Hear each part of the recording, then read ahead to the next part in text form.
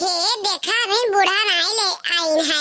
चनवा भेन है करन छाव कले के चली आई बच्ची देखियो तोरे अम्मा नाई आई है।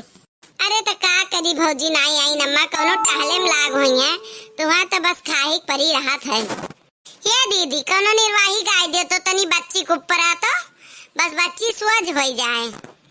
घमवाही देखी भौजी डरली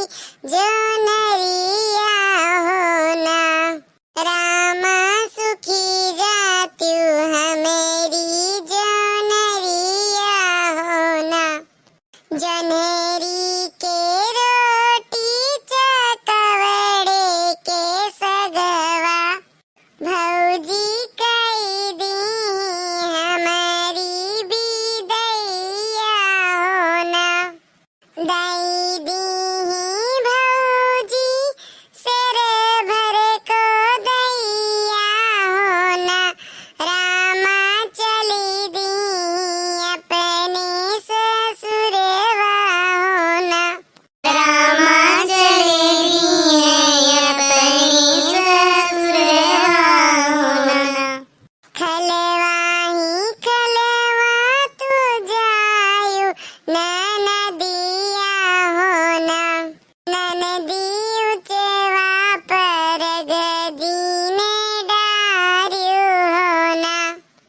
जाते के देखिए ननदी तोरो बीरनवा होना रहिया से दिहला उतारी होना रामा रहिया से दिहला उतारी होना ऊंचे ही ऊंचे हम जबे मोरी भौजी होना भौजी नहीं डरबे खलवा पर गिया होना केतनो मानिए भौजी हमारो बीरनवा होना भौजी नहीं आइब तोहरी दुवरिया होना गड़वा सवर होई के आइले बीरनवा होना रामा पूछन लागे हमारे से बतिया होना रामा पूछे लागे बहिनी से बतिया होना बैठो ना बहिनी तू कदम जुड़ छैया होना रामा हम करब तोरी बिदैया होना बहिनी हम करब तोरी बिदैया होना बहिनी चले अपने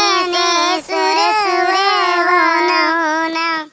यतनी बचन सुनी बहिनी होना रामा चुए लागे कियन से असुआ होना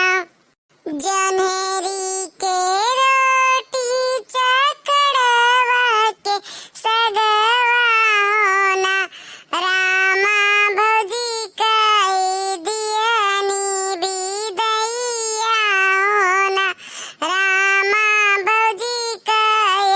दियनी बिदैया होना सिर भर दिन भौजी हमके को दैया होना रामा चले दी है अपने ससुरवा होना यतनी बचन सुने जब बीरनवा होना रामा चुए लागे कियन से असुइया होना उड़त उड़त बीरन भौजी लागे पहुँचे होना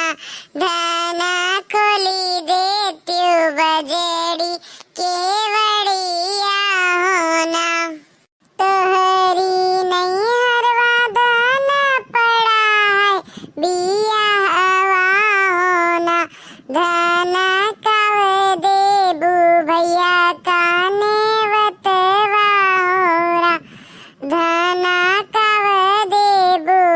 मैया का नेवत वाओ राम, पेटी से